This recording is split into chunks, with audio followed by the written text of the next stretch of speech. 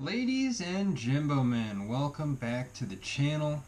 Very nice to see you all on this beautiful Friday, the 15th of September.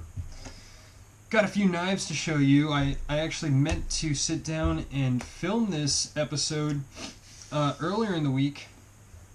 I filmed the opening of this knife that you see in front of you here, and it was not supposed to be here. Only this AKC Denali was supposed to come back to me from Bark River. This was supposed to be sent to someone else. The Golok here, which has been modified into the sweeping tip. So I figured I would show it off for a second before I moved on with the video. Brad, that is coming out to you now.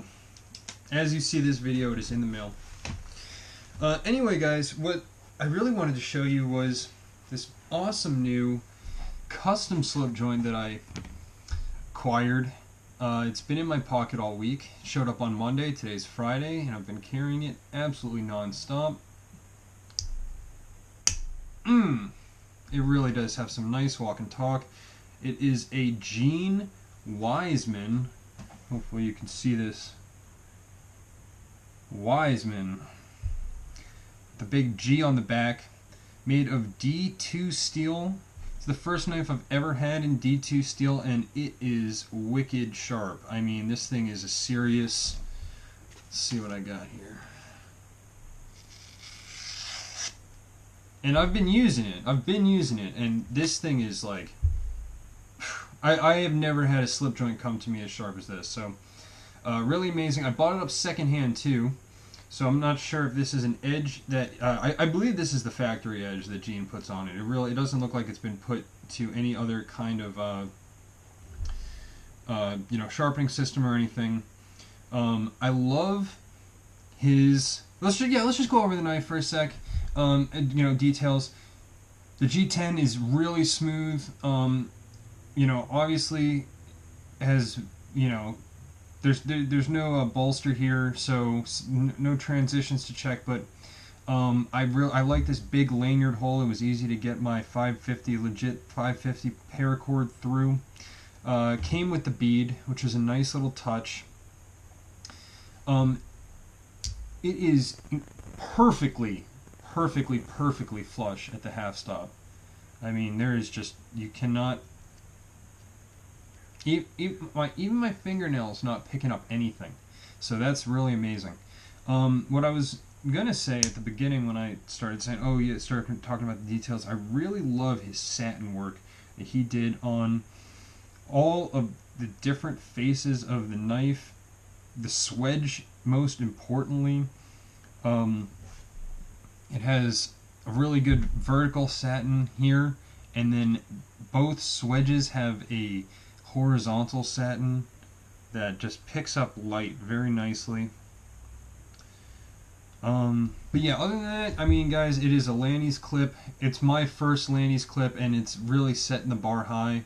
I think I might try to procure another few from some... I think I'm going to start moving away from the production stuff, the GECs and all that. I was getting really excited for the 81 pattern, the big moose, and then I don't know, I'm just kind of over it. So we'll see how those are when they come in, but I doubt I'll be keeping or carrying one.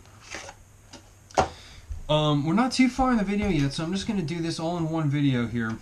Show a couple of cool knives. This will be a good reference point for you guys because, while it looks much larger, and it's just because of the body shape, it's actually the exact same size as a GEC 77, which is 3 7/8 inches closed. Those are the dimensions of a Lanny's clip, as specified by Mr. Tony Bose. But anyway, speaking of Mr. Bose, what a great transition there. Here are a couple of Case Bose collaborations that I wanted to show you guys before they head off to England. To my buddy Gary, I know he's been dying to see these. This one is a dog leg, and it is in a matching bone that he got last time. I cannot remember what this bone is called, because this one did not come with the box. This one came. The second one I'm going to show you guys came with a box, and it's a different type of bone, so you'll see that. But do look back if you're looking for the specific type of bone this is. I have it in another video.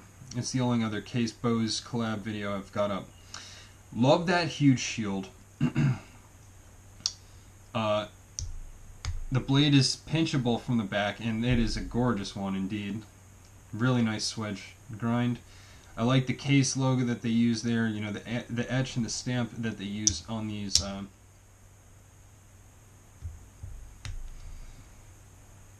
Bose collabs are really nice. Spear pen secondary, so this is a double spear. Very cool. And you'll see also that the bottom of this one says ATS 34 steel. The last one with these same handle covers, the Stockman was a CPM 150 or no 154 CM steel.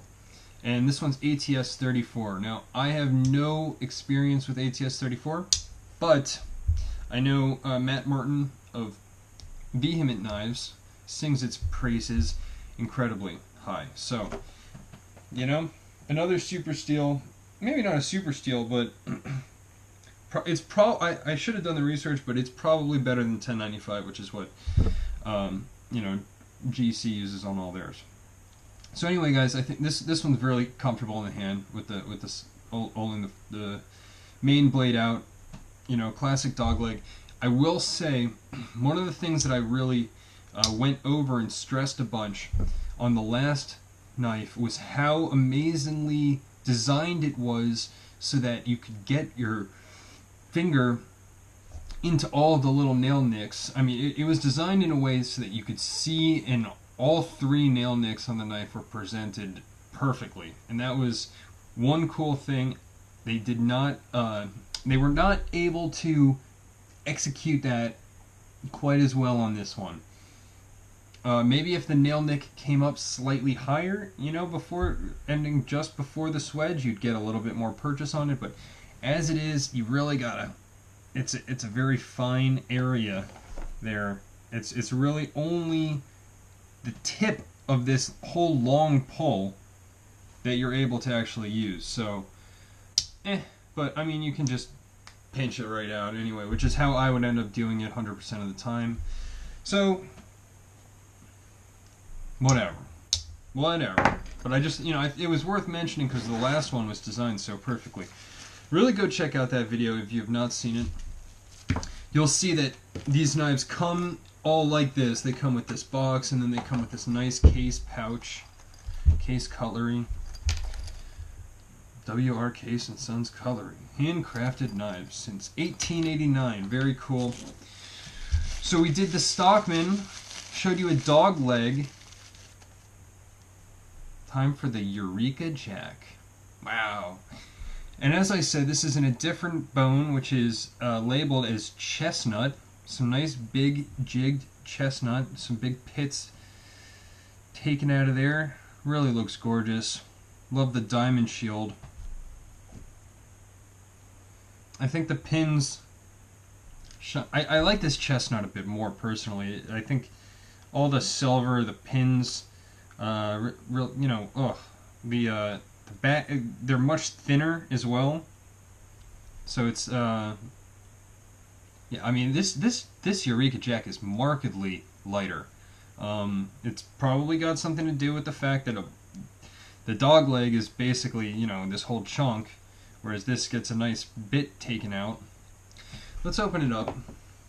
Again, beautifully satin bolster and shield. I do like that diamond a lot. I like the big Federal on this one more.